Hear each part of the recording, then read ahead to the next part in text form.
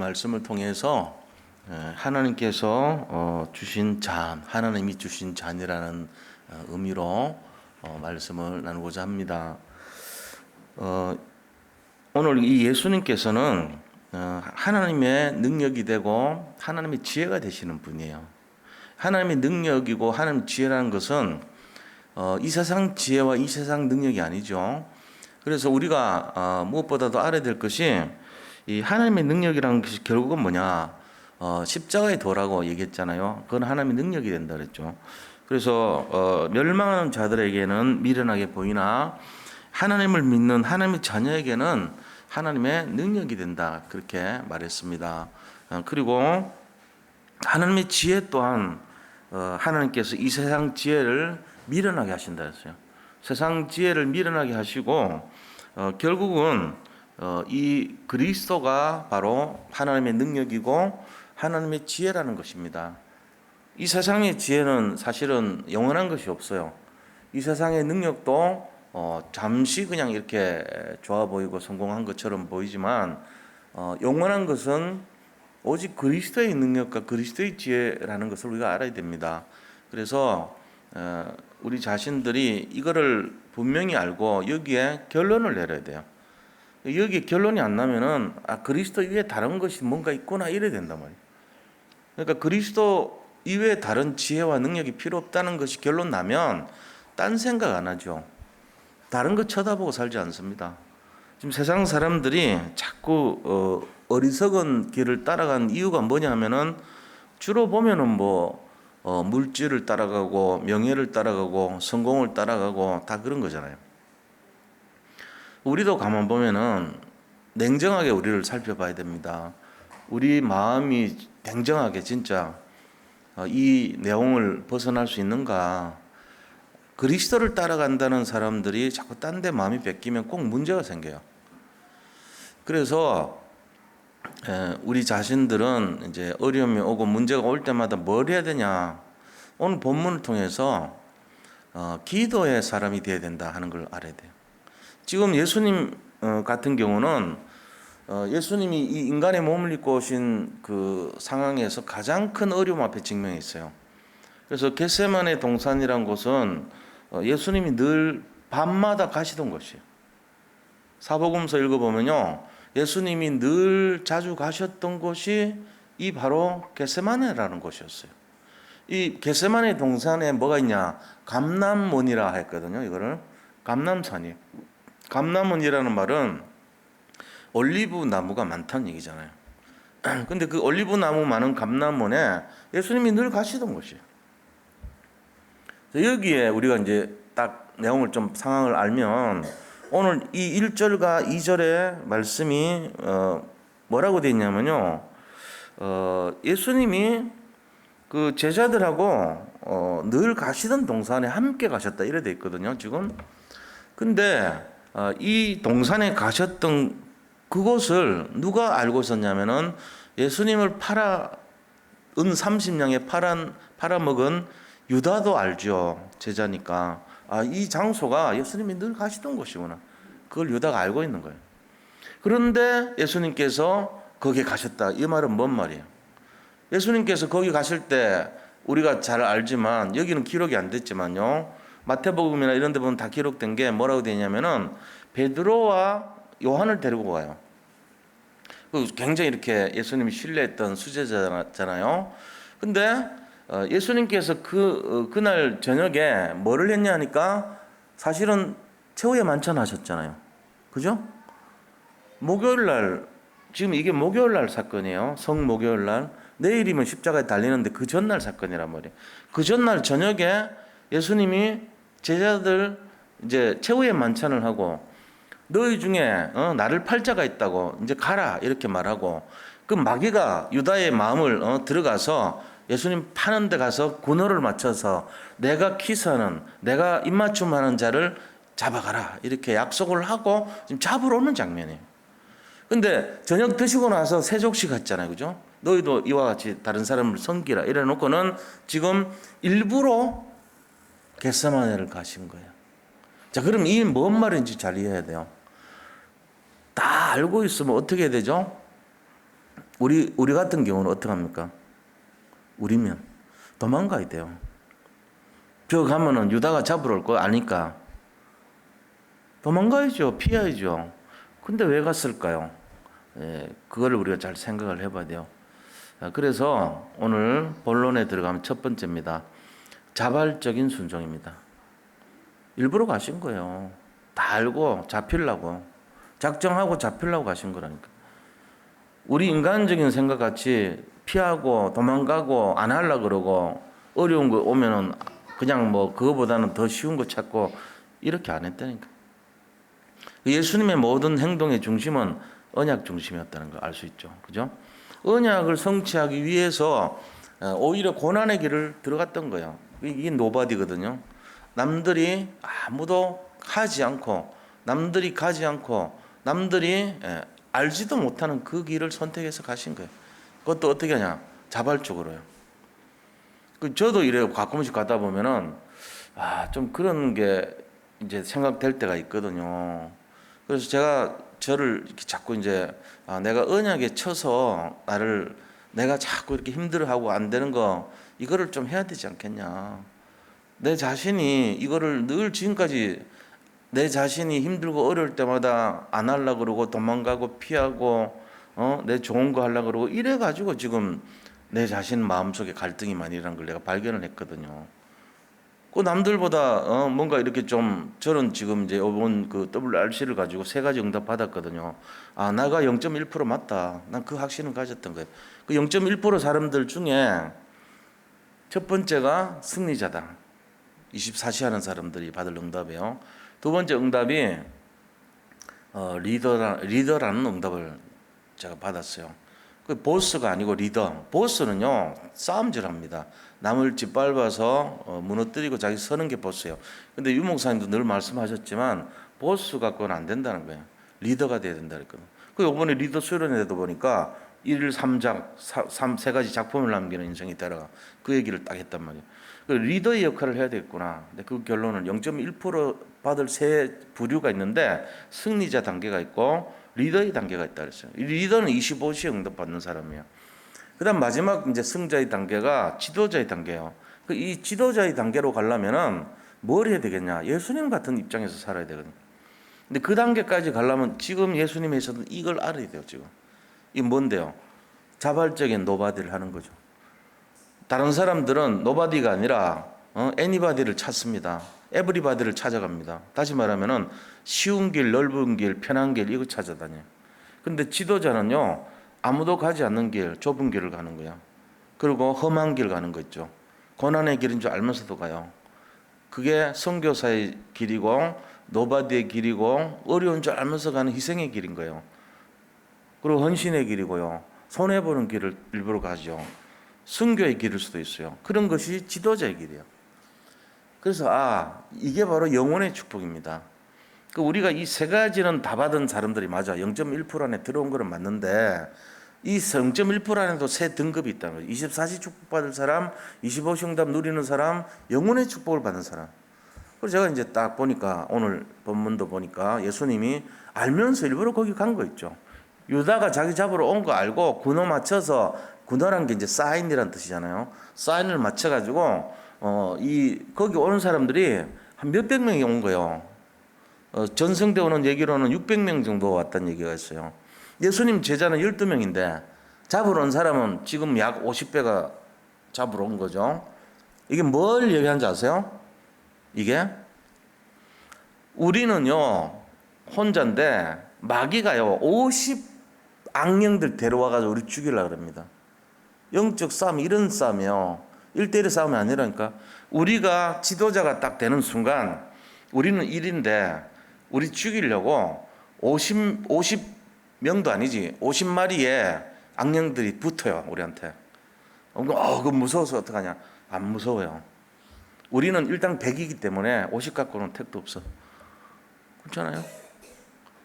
우리는 100을 살리는 사람들이기 때문에 50배가 와도 아무 상관없어요. 우리는 그리스도를 누리고 있기 때문에 지금 이걸 나타낸 거예요.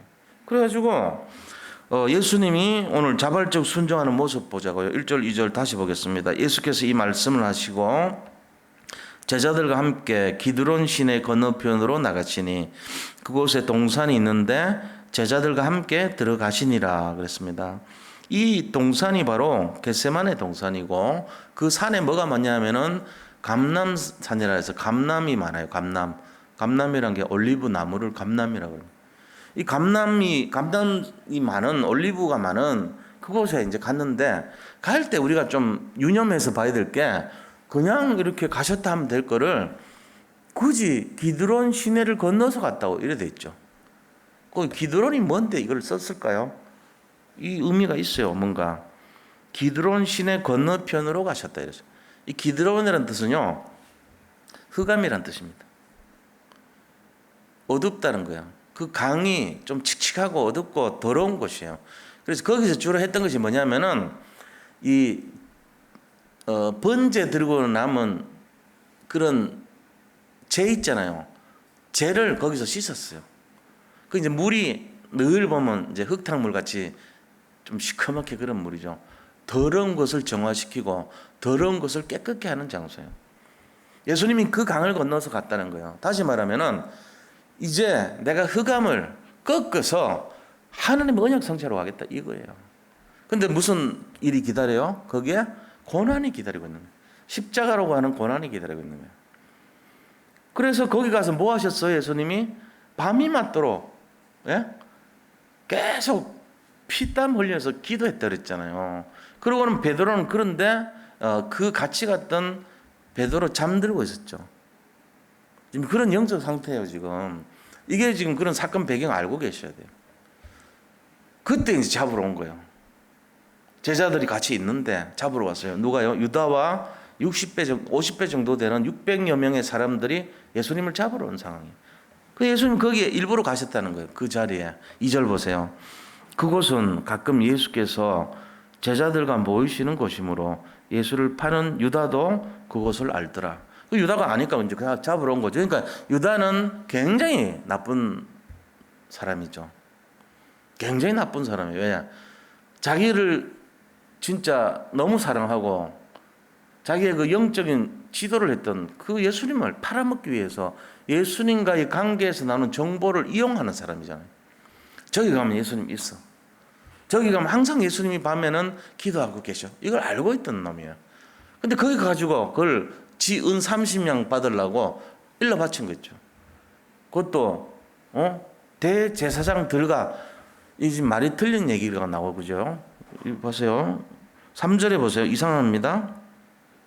유다가 군대와 대제사장들과 바리새인들에게서 얻은 아랫사람들을 데리고 등과 횃불과 무기를 가지고 그리로 오는지라.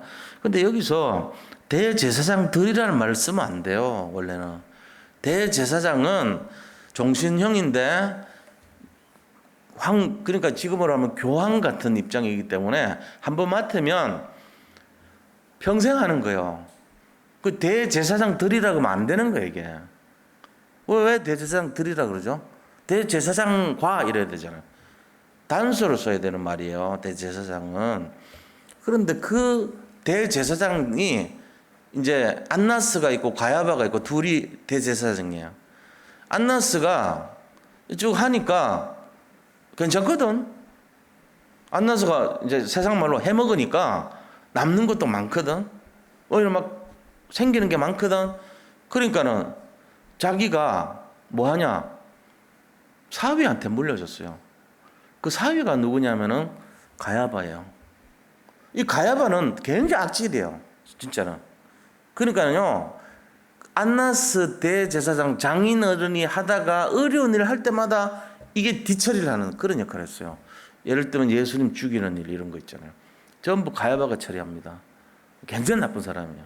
그러니까 이제 이 대제사장들이 이렇게는 그 이제 자기가 하는 이 건에 관여를 시켜가지고 굳은 일, 안 좋은 일은 밑에 사회 보고 네가 처리해, 네 처리해 이러고 섭정을 한 거죠. 위에서 수렴청정한 거예요. 완전히 정리하고 물러나야 되는데 자기가 계속 실제적인 실권은 안나스가 갖고 있고 그 다음에 사위한테 안 좋은 3D 업종은 네가 처리해 이러고는 같이 있었던 거예요. 그래서 대제사장들 이런 말을 쓰죠. 그것들이 잡으러 오는 거예요. 그 얼마나 안 좋은 시절입니까? 영적으로 완전 타락한 시대. 그때에 예수님이 이 땅에 오셨어요. 왜요? 두고 볼 수가 없으니까. 이 바리새인들 썩을 대로 썩은 그런 종교가 완전히 복음이 없어진 종교 있잖아요. 지금 그런 시대가 돼버렸다는 얘기예요. 그때 찾아오신 거예요, 예수님이. 그렇게 해서 뭐라고 하셨냐면은 이 땅에 오신 이유가 세 가지예요, 예수님이. 예수님이 이 땅에 오신 이유가 세 가지인데 사탄의 머리를 깨러 오셨잖아요. 왕으로 오셔가지고 사단의 머리를 깨뜨렸습니다. 그죠? 이 혈과 육을 입고 이 땅에 오셨지만 사실은 사단의 머리를 깨뜨리시러 왔다는 거예요. 그게 예수님 첫째 이유죠. 두 번째는 뭡니까?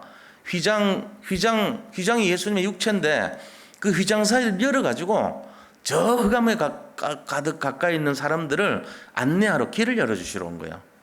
그게 바로 어떤 겁니까? 그게 선지자로 오신 거예요. 대선지자로. 그게 히브리서 10장 20절 나오잖아요. 대선지자 되신 그리스도. 그리고 모든 사람의 죄를 없애기 위해서 히브리서 9장 12절처럼 이 제사장으로 오신 거예요. 모든 사람의 죄를 없애기 위해서 오신 거예요. 그러니까 세 가지 일하러 오셨는데 왕으로 오셨고 선지자로 오셨고 대제사장 이 세 가지로 그 일을 하기 위해서 오셨잖아요. 근데 그 일을 하기 위해서 오셨는데 인간의 육체를 입고 왔기 때문에 고통을 당했어야 되는 거예요. 예수님도 고통 당하시는데 저는 이제 옛날에 이거 할 때요 좀 이상한 게 해결이 안 되는 게 있었어요. 그게 뭐냐면은 예수님이 하나님이잖아요. 하나님이신데 뭘 거기서 기도를 합니까? 피땀 흘려서. 그리고 이 잔을 내게서 거두어 주옵소서. 할 수만 있거든 이 잔을 건너게 해주시옵소서. 이런 인간적인 기도를 왜 해요? 이게 우리한테 보여주는 메시지가 있어요. 지금 예수님이 진짜 못해서 그런 겁니까? 안 해서 그런 겁니까? 예수님 능력 없습니까? 이 잔을 거두게 할 능력 없습니까? 어떻게 생각합니까? 그분은 하나님이신데 뭘 기도를 합니까? 하나님이 하나님께 뭘 기도를 합니까? 우리가 거울 보면서 이래 합니다. 하나님 도와주세요 합니까? 내가 만약에 하나님인데 내가 거울 보면서 도와주세요, 이 잔을 비켜주세요 합니까? 이상하잖아요. 이상하더라고. 나는 옛날에 이해가 안 되더라고. 근데 어느 날 깨달았어요. 그게 뭐냐? 기도를 하라는 거예요. 예수님이 이 땅에 오셔가지고 응답을 못 받아서 기도한 게 아니고 고난 앞에 위기 앞에 우리는 기도해야 된다는 걸 보여주신 거예요. 지금 우리가 어떻게 합니까? 기도합니까? 우리가 문제 앞에 섰을 때 고민하지 않습니까? 방법 찾습니다. 사람 찾습니다. 우리가 주로 하는 게 방법 찾고 사람 찾고 그 다음에 낙심하고 염려합니다. 그리고는 그 일이 될 때까지 이루어질 때까지 우리는 뭘 합니까? 주님을 바라보는 게 아니고 세상 바라보고 인본주의 수단 방법 바라보고 염려 찾고 낙심하고 절망하고 좌절하고 심지어는 자살하고 이래 버립니다. 믿는 사람이 그렇다니까요. 믿지 않는 사람들이 그러면 당연히 그런데 믿는 사람이 그래버려요. 믿는 사람 마음속에 그거 있으면 누가 더 이상 기대할 데가 없죠. 희망이 없는 거 이 세상에. 마지막 희망이 우리인데 하나님의 마지막 희망이에요. 우리는 그거 아셔야 돼요. 하나님의 마지막 자존심이 우리예요. 하나님께서 기대하는 마지막 이 시대 살릴 정말 그런 0.1%가 우리인데 우리가 그러고 있다니까요. 기도 안 합니다. 그러니까 예수님이 땀이 피가 되도록 기도했다 그랬잖아요. 그분이 능력이 없어 그런 게 아니에요. 야 너들 메시지 내 사건 너들 앞으로 볼 거 아니야. 전 세계 여러 세대 많은 사람들이 나를 조명하고 볼 거 아니야. 내가 어떻게 했는지 잘 봐. 이런 거예요. 메시지는. 제가 그걸 깨달았어요. 그렇구나. 우리가 얼마나 기도 안 하는 체질이 된 걸 아시고 예수님은 그때부터 수천 년을 보여주시는 거 아닙니까? 2000년 동안 지금까지 모든 믿는 자들에게 모범이 되고 모델이 되는 게 예수님이에요. 그러니까 죽음 같은 그런 절박한 상황, 절망적인 상황이 올 때 우리는요 뭘 하냐면요 가슴이 철렁해가지고 못 일어납니다. 기도 안 합니다. 그런 우리를 보고 예수님 지금 메시지가 땀이 피가 되도록 기도해라. 근데 의사들이 모여가지고 이거 맞냐 논의를 했대요. 진짜 땀에서 피가 나올 수 있냐 했는데 땀 검출해가지고 피 성분 나오는 거 해봤더니 정말 간절히 하면요 피가 나온대요. 실제로 땀방울 속에 피가 이 혈액의 그 헤모글로빈 성분이 검출이 되고요. 적혈구, 백혈구가 검출이 된 거예요. 실제로. 그만큼 집중해서 기도했다는 거예요. 우리가 막 하면은 혈압 높아지잖아요. 혈압이 높아지면서 모세혈관이 실핏줄이 터지면서요. 땀방울에 핏방울이 섞여 나올 수 있다는 거죠. 실제로. 간절하게 한 거예요. 예수님도 그랬는데 우리는 뭐 해야 됩니까? 예수님 본받아서 해야죠. 기도에 집중해야 됩니다. 그 얘기 하는 거예요. 자, 그러시면서요. 하나님의 계획이 성취되도록 그를 진행하셨던 거예요. 원죄와 자범죄와 우상숭배했던 조상의 죄를 다 없애기 위해서 이 땅에 오신 거잖아요. 우리를 구원하시려고 고통을 친히 담당하셨던 거죠. 인간의 연약함을 체월하셨다 그랬어요. 우리가 연약한 것을 예수님 직접 겪으신 거예요. 이게 예수님이 주신 잔을 자발적으로 받은 거예요. 이 어려운 잔을 누가 하려고 그러겠어요? 아무나 안 하는 겁니다. 그럼 내가 질문해 볼게요. 우리는 지금 어느 상태입니까? 0.1%예요. 0.1% 안에 들어와서는 거는 믿으셔야 돼요. 이거를 부정하면 안 돼요. 적어도 우리 멤버들, 지금 이 시대에 하나님 자존심 안에 들어온 분들 0.1% 응답 속에 다 들어와 있습니다. 아니 난 잘 모르는데 그거는 상관없어. 하나님 능력 앞에 우리는 우리의 연약함 상관없어. 깨졌든 상관없어. 왜요? 제가 늘 말씀드렸잖아요. 내 몸이 깨질수록 좋아. 지나간 과거가 상처받을수록 좋아. 그래야 하나님 영광이 드러나거든요. 그렇잖아요. 이제는 일부러는 그럴 필요 없어요. 지금까지 상황은 깨질수록 좋아. 근데 깨지는데 어떻게 우리 깨진 항아리에 어떻게 물을 채워요? 그리스도의 이 보혈의 강물에다 집어넣어 버리면 되거든. 깨져도 상관없어요. 뭐 조그마한 먼지 같은 흙으로 가루가 돼도 상관없어. 내 형체가 없어도 상관없어. 거기다 집어넣어 버리면 돼. 그 모래가 돼도 상관없다니까. 항아리 있을 때도 상관없고 항아리 어차피 깨져요. 우리 몸은 평생 살아갈 동안 이런 상처 저런 상처로 온갖 것이 다 치유받아야 될 상태거든요. 그래서 가루가 될 정도로 무참하게 짓밟힌 사람도 있어요. 그런 사람도 그 가루 모아가지고 쓰레받게 쓸어서 보혈의 강문에 집어넣어버리면 살아나요. 우리의 능력과 관계없습니다. 우리의 무능과 관계없어요. 우리가 살아올 때 무응답과 관계없어요. 그런데 우리가 관계 있는 게 있어요. 응답에 세 가지 있어. 24시 응답이냐 25시 응답이냐 영원의 응답이냐 이거는 달라진다니까요. 그거 얘기하는 거예요. 쉬운 길, 편한 길, 남들이 가는 길, 남는 길, 좀 생기는 길, 이익되는 길, 콩고물 있는 길 일로 자꾸 가면요. 그 응답이요. 좀 이래 그냥 승리자의 응답 정도 받습니다. 보스 응답 받습니다. 보스는 좋죠. 근데 보스 응답 받아가지고는요. 마음의 기쁨이 좀 덜하다는 거예요. 어차피 한번 살다 가는 인생 아닙니까?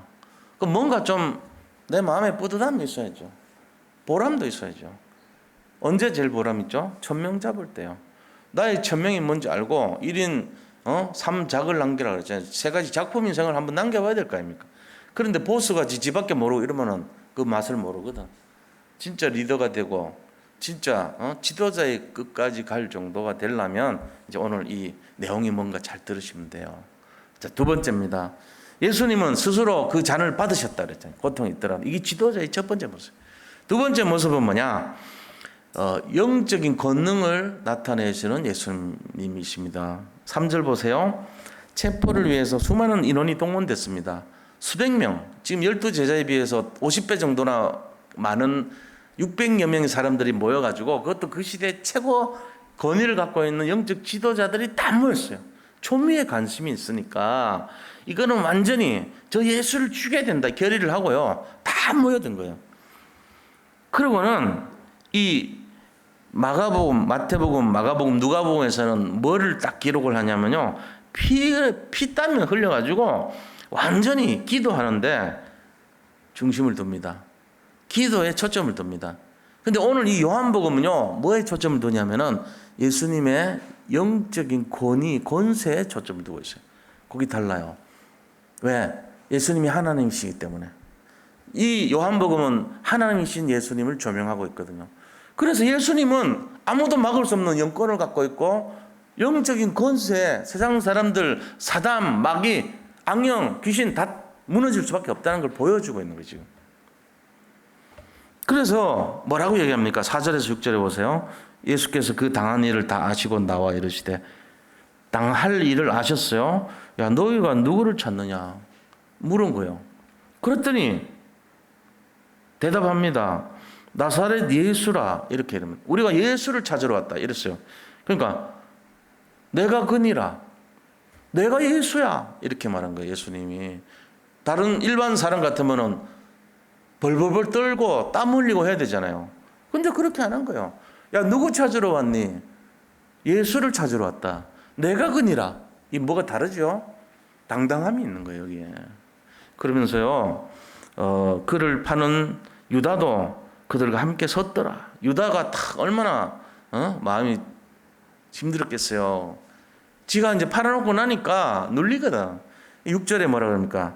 예수께서 그들에게 내가 그니라 하실 때에 그들이 물러가서 땅에 엎드러지는지라. 이 뭔 말이에요, 이게? 예수님의 권세, 예수님의 영적인 권세에 눌려가지고 다 뒹굴었다는 거예요. 600명이요. 그 말을 듣고는 화들짝 놀래가지고 이게 도망가고 막 무서워할 줄 알았는데 그게 아니고 야, 너들 누구 찾으러 왔니? 그러니까 예수를 찾으러 왔다. 나사렛 예수를 찾으러 왔다. 이 나사렛 예수는 빈정되는 의미가 있어요. 나사렛에서 무슨 선한 것이 있다 이랬잖아요. 저 시골 골짜기라는 의미고, 아주 우리나라도 옛날 보면은 함경북도 막 이런 데 있잖아요. 저 북한 이런 데 있는 데는 굉장히 천박하게 여겼어요. 같은 출신이라 해도 어디서 왔냐 그러면은 함경도에서 왔다 이러면요 이렇게 하부로 내려오고 이렇게 봤다고 똑같아요. 나사렛도 북쪽 땅에 그것도 아주 이름도 황폐한 그런 지역에 출신이다 이 말이잖아요. 그러니까 이제 나사렛 예수를 찾으러 왔다 이런 거예요. 굉장히 경멸하는 의미죠. 근데 예수님이 당당하게 내가 그니라, 너들 날 잡으러 왔냐 이러니까 전부 나자빠집니다. 이게 누구한테 있냐면요, 기도하는 사람에게 주는 권세입니다. 오늘 뭐 하러 왔어요? 여기에 기도하시러 왔잖아요. 금요 예배니까 그냥 왔습니까? 예배드리러? 기도하러 온 거예요. 우리가 금요 예배 의미가 뭐냐? 기도하러 온 거예요. 기도하지 않는 사람 이런 권세 없어요. 기도하지 않으면요, 뭐하러 누구를 잡으러 왔냐? 예수를 잡으러 왔다. 내가 그니라 그러면 너 일로 와봐 이래야 됩니다. 나자빠지지 않아요. 근데 뒤로 뒤집어졌더라 이 말은 뭐냐? 영적인 권세가 있었다는 얘기. 예수님의 권세, 이게 영권이라 그러잖아요. 영적 권세가 다른 거예요. 실제적으로 기도하는 사람들 딱 얘기해 보세요. 세상 사람들이요 느낍니다. 이 뭐가 좀 다르네 이렇게 느낍니다. 기도하지 않는 사람은요 입에서 나오는 말이 어떤지 아세요? 기도하는 사람의 말과 기도하지 않는 사람의 말이 틀립니다. 기도하는 사람의 말은요 자기 생각대로 해버립니다. 실수가 많아요. 나중에 보면 그 생각하도 나오는 말이 전부 자기 말이에요. 자기 욕심에 이끌린 말이 많아요. 근데 기도하는 사람 말은요 함부로 말을 안 합니다. 차라리 말 다뭅니다. 입을 다뭅니다. 저도 가만 보니까 좀 그랬던 것 같아요. 옛날 처음에 잘 몰랐을 때, 예수님 믿고 얼마 안 됐을 때는요 주로 나오는 생각 없는 말들이 너무 많았어요. 그래서 이게 말을 자꾸 섞잖아요. 다른 사람 말 많이 하고요, 다른 사람의 안 좋은 거 지적하고요, 그랬던 것 같아. 근데 지금은 어떠냐? 지금도 뭐 다 됐겠습니까? 그 체질이 남아있죠. 그런데 생각합니다. 기도하면서 달라진 게 그거예요. 좀처럼 이렇게 남 얘기 잘 안 하려고 그럽니다. 남에 대한 평가할 때 조심합니다. 이왕 하는 거면은 좋게 얘기해 주고요. 그리고 안 좋은 것은 기도해 줍니다. 가능하면 그렇습니다. 내가 속마음 비칠 때는요, 그거는 이미 결론 냈을 때 하는 거예요. 판단이 아니고 결론 냈을 때 하는 말. 그건 끝난 거예요, 사실은. 어떻게 보면 그런 거예요. 가능하면 말 섞지 마세요. 주변의 사람들하고 말 섞다 보면요, 기도 안 하는 사람들은요, 그것 때문에 문제가 생깁니다. 이게 제가 얻은 교훈이었습니다. 기도하지 않고 말 섞지 마세요. 기도하지 않으면요, 벙어리가 되고 말 안 하는 사람 되는 게 훨씬 좋아요. 입을 꾹 다물고 사는 게 훨씬 낫다니까. 기도를 어느 정도 자기가 진짜 기도의 사람이 맞다면 그때는 생각하고 말하세요. 이게 언약과 관계 있냐 없냐. 그래 살아야 됩니다. 우리가 예수 믿는 게 뭐 다른 게 뭐 있겠어요? 다른 사람들을 볼 때 저 사람 뭔가 좀 다르단 말이지. 어떤 장소에서 누가 뭐라고 하더라도 기도의 사람이 되는 그 언어가 달라야 돼요. 영적인 사람이 나오는 언어가 달라야 돼요. 가족들도 마찬가지입니다. 제일 안 되는 게 가족이에요. 사실은 가족끼리 하다 보면은 내 속에 있는 율법 다 나옵니다. 자녀들하고 부모의 관계도 보면요, 그냥 막 되는 대로 놔버려. 화나는 대로 말합니다. 세상 말로 성질 나는 대로 합니다. 그러면 안 돼요. 예수님 지금 다르잖아요. 딱 하니까 뒹굴어도 나자빠지더라. 영적 권세가 있는 거예요. 우리가 지금 누구를 닮아가야 됩니까? 예수님 따라가야 돼요. 이게 바로 영권을 가집니다. 자, 7절에서 9절에 이 얘기하고 나서 예수님 뭐라 그러냐면요, 이에 다시 누구를 찾느냐고 물으신데 그들이 말하기를 나사렛 예수라. 넘어졌다가 또 일어나면서 예수를 찾는다 이런 거예요.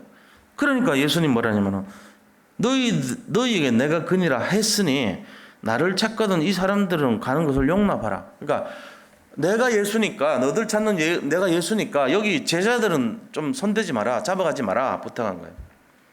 그러면서 이는 아버지께서 내게 주신 자 중에서 하나도 잃지 아니하였사옵나이다 하는 말씀을 응하게 하려 함이로라. 제자들을 사랑하는 거예요. 제자들 진짜 아끼는 거 있죠. 나는 내가 잡아가라, 그러나 이 제자들 지켜달라 이렇게 보내주라는 얘기예요. 예수님이 우리를 사랑하시는 모습이죠.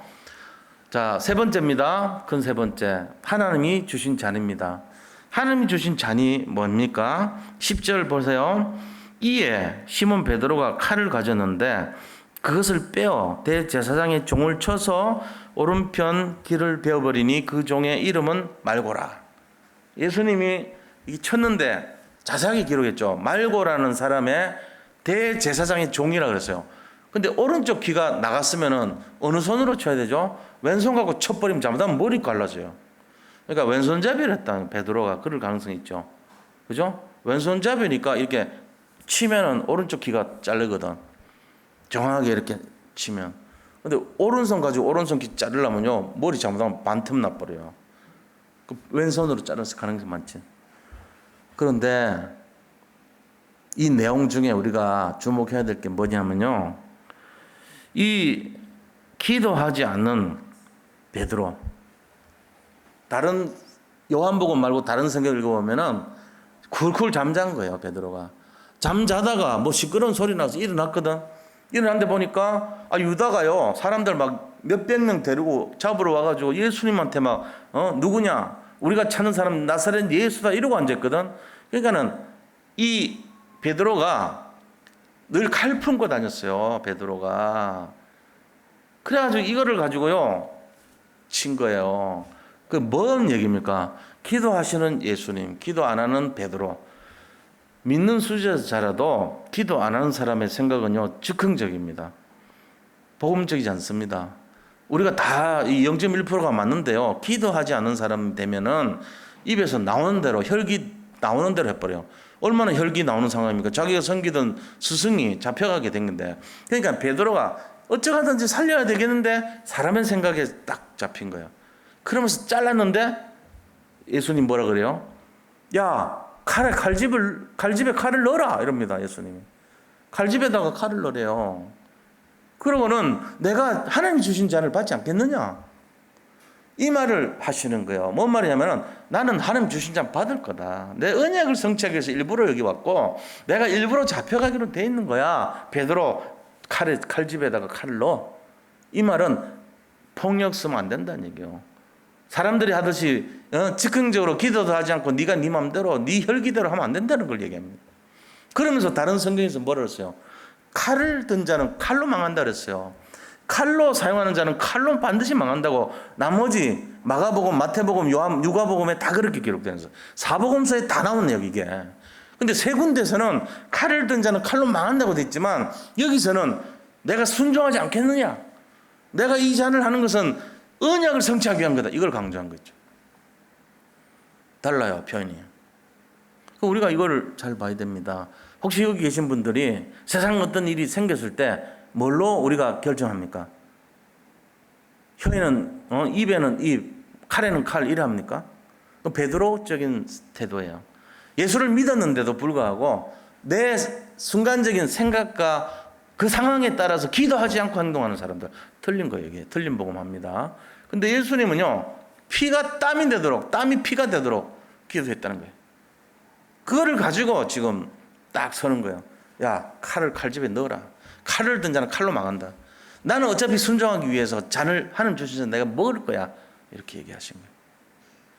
우리 짧은 시간에 일어났던 사건이지만요, 결국은 예수님은 자발적으로 가셨고 예수님의 권위를 갖고 있었고 제자들을 사랑하셨고 그리고 끝까지 말씀에 순종했다는 것을 나타내는 내용입니다. 그게 오늘 내용이에요. 이게 우리가 이 사건에서 지도자의 모습을 잘 봐야 돼요.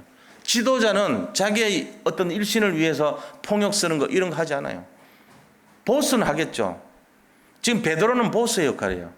보스가 하는 모습은요, 야 원수 갚어, 야 담궈, 칼 들고 이 무리들 있잖아요. 칼 가지고 찌른 걸 담근다 그러거든. 전부 담궈 가서 막 때리고 담그고 부시고 하는 거예요. 그게 보스의 역할이에요. 지도자는 그렇게 안 해요. 내가 일부러 죽으러 왔고 일부러 나 이렇게 찔러, 나 때려, 나 맞으러 갈 거야. 노바디로 온 거예요. 그게 지도자예요. 주기철 목사와 같이 있던 그 당시의 목회자들, 일부러 저 카페리오 같이 배를 타고 시모노세키까지 가서 신사 참배했던 그 사람들, 누가 어떤 사람들이요? 그 당시에 일제시대 때 일본 신사 숭배가 뭐 그래 문제되냐 이러고는 같이 가서 일부러 적극적으로 참여하고 동참했던 그 수십 명의 사람들, 매번 일주일마다 수백 명의 사람들, 수천 명의 사람들 목사였습니다. 근데 주기철 목사는 뭐 그래 대단하고 죽음의 길로 일부러 갑니까? 다르죠. 그 뭐냐? 지도자의 모습이었어요. 이 사람들은 지도자 모습 아니에요. 보스예요, 보스. 말하자면 남이 죽든지 말든지 나만 살면 돼. 남들 생각 안 하는 사람. 0.1%가 아니고 99.9%의 사람에 속한 목사였어요. 겉으로 색깔은 목사지만 실제 내막은 보면은 그렇습니다. 지금 이 시대에 사람들이 뭘 찾고 있습니까? 0.1%의 목사, 0.1%의 성도를 찾고 있습니다. 우리가 진짜 그리 돼버리면요, 이 교회가요, 이 전체 지역 다 살립니다. 진짜가 돼요. 사람들은 말 안 하죠. 다 보고 있습니다. 진짜를 찾고 있어요. 지도자를 찾고 있어요. 내 영혼을 맡길 만한 지도자. 내가 정말 거기에 같이 함께 동참하고 이끌려 나를 지도할 수 있는 지도자를 찾고 있습니다. 그게 누굽니까? 예수님이시죠. 우리가 그런 모습을 지금 품고 살아가야 돼요. 그게 중요한 거예요. 거기에는 자기 자신을 쳐서 복종하는 순종과 또 믿음의 결단과 도전 정신이 있어야 됩니다. 편하고 안일한 길로 가서 되는 거 하나도 없죠. 그럼 뭐 지도자 되겠어요. 자기가 뭔가 이렇게 좀 내가 이 시대 천명을 잡고 하나님이 원하시는 뜻을 한번 방향 맞춰보자. 내 목숨도 한번 드려보자. 필요하면 내가 정말 가진 모든 것도 한번 올인해보자. 내가 모든 걸 소진할 정도로 올아웃을 해보자. 내가 정말로 현장을 주도하고 바꿀 수 있는 올체인지의 역사를 내가 이뤄가보자. 이게 되어야지 되는 거예요. 그때 결단하는 거죠. 그래서 이 내용이 절대 순종의 그리스도를 나타내요. 11절 내용이. 예? 칼을 칼집에 꽂으라. 아버지께서 주신 잔을 내가 마시지 아니하겠느냐? 네가 그 칼로 막을 수 있다고 생각하냐? 이 언약은 막을 수 없다, 베드로야. 칼을 든 자는 칼로 망한다. 그 순종의 잔은 내가 스스로 자원해서 죽더라도 내가 받을 잔이야. 이렇게 가르친 거예요. 이걸 우리 알아야 됩니다. 그래서 언약 성취를 위해서 쓴 잔도 받을 수 있는 그런 믿음이 있어야 됩니다. 그래서 나는 쓴 잔은 싫어. 예수 믿으니까 우리는 단 잔만 먹을 거야. 맛있는 것만 먹을 거야. 이러면 안 돼요. 결론을 말씀드리면 우리가 하나님 말씀에는 절대 순종해야 됩니다. 이게 중요합니다. No cross, no crown이라는 말이 있어요. 크로스는 십자가고요. 크라운은 왕관입니다. 십자가 없는 왕관은 없습니다. No cross, no crown. 이게 다 그런 거예요. 우리가 신앙생활을 하는데 nobody 안 되고는요, 얻을 수가 없어요. no hair 가져야 되고요. no why 가져야 돼요. 그게 우리가 가져야 될 내용이거든요. 그거 없이 어떻게 뭔가를 이룰 수 있습니까? 시대를 향한 하나님의 도전의 시간표입니다. 0.1%의 사람들은 지도자의 축복 속에 들어가야 돼요. 천명과 소명과 사명, 이거를 누릴 수 있는 인생이 되어야 됩니다. 오늘 이 밤에 우리가 기도의 사람들이 되고 순종의 사람이 되고 결단의 사람이 되시기를 축원드립니다.